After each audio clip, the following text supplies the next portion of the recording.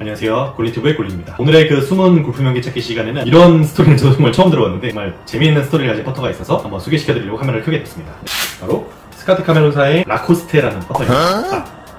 라코스타라는 퍼터. 이 퍼터는 강제로 한정판이 된 퍼터인데, 라코스타의 퍼터의 스토리를 알기 위해서는 스카트 카메론의 역사를 좀 말씀드리려고 하는데, 베티나르디와 원래 같이 협업을 하고 있었던 스카트 카메론이 독립을 하면서 국제적인 브랜드를 만들겠다고 하고 나왔는데, 1992년에 카메론 골프 인터내셔널이라는 회사를 설립을 했고, 1993년에 베르나르트 랑거라는 PGA 선수가 당시 핀 앤서 스타일이었던 클래식 1 프로토 모델을 가지고 마스터즈에서 우승을 하는 일이 벌어집니다. 그래서 그 엄청난 대회에서 우승을 했던 스카트 카메론의 무명의 퍼터 디자이너가 엄청난 이슈가 됐었고, 스카트 카메론은 이제 엄청난 홍보 효과를 누리면서 점점 더 유명을 해졌고, 1994년에 타이틀리스트를 소유하고 있었던 아쿠치네트 회장으로부터 자유로운 창작과 개인 스튜디오 설립을 보장을 받고 타이틀리스트사에 파천을 합니다. 그래서 1993년부터 1994년까지 생산한 퍼터를 보면 클래식이라는 시리즈로 9개의 퍼터를 창작을 했고, 그 다음에 스카티맨 시리즈로 941부터 947까지 총 7개의 퍼터를 디자인했고, 리미티드 런 시리즈라고 해서 5개의 약간 한정판 같은 느낌의 그런 퍼터를 만들어. 그래서 1994년도에 타이틀리스트와 협업을 하기로 했고, 1995년도에 처음으로 발표를 한 퍼터가 7가지가 있는데, 그 중에 하나가 바로 오늘의 주인공인 라코스타입니다. 그때 7가지 퍼터를 말씀을 드리면, 스카트 카메론은 자신이 태어나고 자랐던 미국 캘리포니아주의 아름다운 선들과 해변, 그리고 계곡들의 이름을, 퍼터의 이름을 지었는데, 우리가 잘 아는 뉴포트, 카탈리나, 코로나도, 벨마, 라코스타, 라구나, 라파, 네, 이렇게 총 7가지입니다. 다음 연도인 1996년도에 산타페와 소노마가 추가가 되면서 9가지의 퍼터가 정말 스카트 카메론의 역사적인 모델이 되었습니다. 그 9가지 퍼터 중에서 바로 오늘 소개시켜드리는 이 라코스타가 이제 가장 유명하게 되는데, 그 이유는 양산형으로 만들었던 라코스타가 발매된 1995년도 그 해에 강제적으로 생산도 멈추고 판매도 멈추게 됐어요. 그래서 역사적인 9가지 모델이 8가지 모델로 이제 줄어들게 됐는데, 그 이유를 보면 캘리포니아 남부에 이제 칼스베드라는 지역이 있는데, 거기 제가 지난번에도 말씀드렸는데 미국의 골프 파라코냐 약간 그런 데거든요. 골프 회사들도 많고 그런 데인데, 거기에 라코스타 스파 앤 리조트라는 큰 리조트가 있고, 그 골프장 이름이 라코스타 컨트리 클럽입니다. 라코스타 컨트리 클럽은 PGA 메르세데스 챔피언십이 열리는 아주 되게 유명한 골프장인데, 이 골프장에서 라코스타라는 이름을 퍼터에 쓰지 말라고 해서 소송을 걸었고, 결국에는 스카트 카메론이 패소를 하게 되면서 1995년도에 발매를 했던 이 라코스타가 1995년도 말에 생산이 중단되고 판매까지 중단이 되면서, 그때 생산되었던 게 총 3,000개라고 했거든요. 전 세계에 3,000개.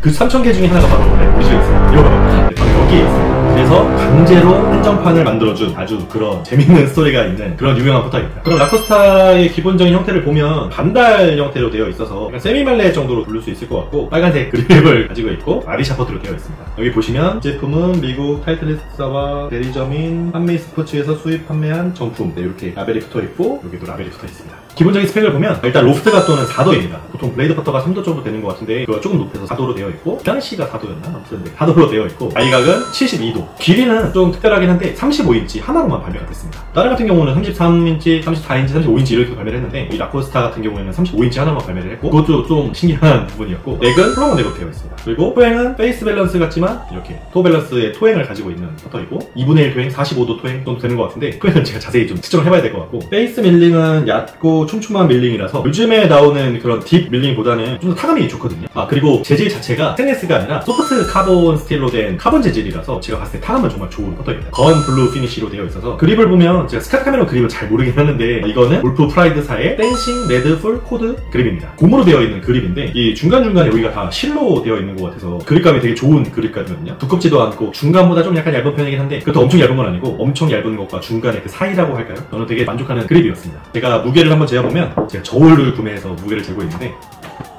네, 무게는 494g이라고 보시면 될 것 같습니다. 그럼 이 라코스타의 장점을 먼저 살펴보면, 가장 먼저 이제 희소하다는 점인데, 양산형 퍼터임에도 불구하고 강제적으로 한정판이 됐기 때문에 스카트 카메론 매니아 분들 사이에서는 아주 귀한 대접을 받고 있는 퍼터입니다. 그리고 전 세계 3,000개밖에 생산 안 했으니까 그 중에 한국에는 과연 몇 개가 있을지 100개 미만으로 있을 것 같은데, 그래서 전 세계 3,000개 중에 하나가 제 손에 있다고 하는 건 저 같은 퍼터쟁이나 리뷰어한테는 대단한 만족감을 주는 퍼터거든요. 그래서 이런 스토리가 있는 퍼터는 무조건 사야 되는 아주 재밌는 희소성을 가진 퍼터입니다. 다음으로 퀄리티의 장점을 뽑을 수 있을 것 같은데, 아무래도 스카트 카메론이 타이틀리스트랑 이제 협업을 하고서 처음 출시한 퍼터이기 때문에 엄청 심혈을 기울여서 노력을 했을 거거든요. 그래서 당시에 이제 발매됐던 퍼터들 하나하나에 대한 완성도가 되게 높고, 28년이 지난 거의 30년이 됐죠. 지금까지도 이 퍼터들을 찾는 분들이 되게 생각보다 많이 계십니다. 그래서 아직까지 정말 인기가 좋은 그런 퍼터입니다. 다음으로는 이제 세 번째로는 이제 타감을 꼽을 수 있을 것 같은데, 제가 정말 좋아하는 타감입니다. 이 재질 자체가 스테인리스 스틸을 쓰지 않고 카본 스틸을 썼기 때문에, 카본 스틸에 정타 났을 때 약간은 그 깨진 듯한 쨍한 듯한이라고 해야 되나? 그 느낌이 아무튼 되게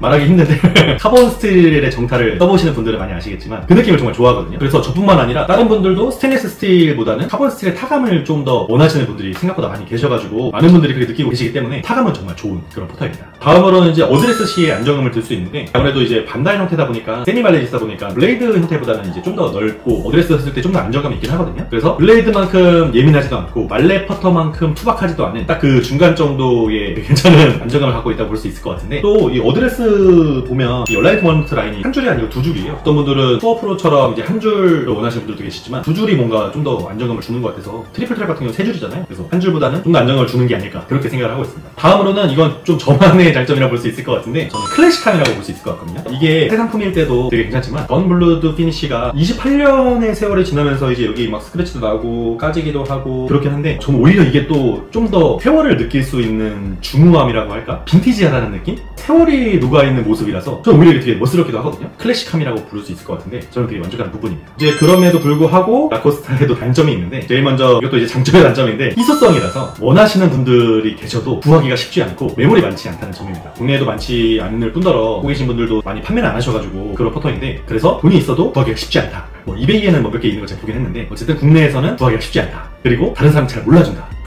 그게 뭐냐고 하면서 대마 아니냐고. 이게 또 대마랑 같이 나왔다 보니까 내기 좀 다르긴 한데 어쨌든 그런 희소성이 오히려 단점으로도 될 수 있을 것 같습니다. 다음으로는 이게 이제 이 당시 나온 퍼터들의 공통적인 문제점인데 관리가 좀 어렵다는 점입니다. 건 블루드 피니쉬라고 말씀드렸는데 블로잉이라는 것 자체 녹을 방지하기 위해 스틸을 처리하는 부분이거든요. 그래서 한번 이제 덮어 씌운 건데 정확히 말씀드리면 질산 칼륨, 수산화 나트륨, 그 다음에 물을 섞어서 이제 이 섞은 용액을 강철에 담근 다음에 섭씨 기준으로 했을 때 130에서 150도 정도로 가열을 하는 거를 블로잉이라고 하더라고요.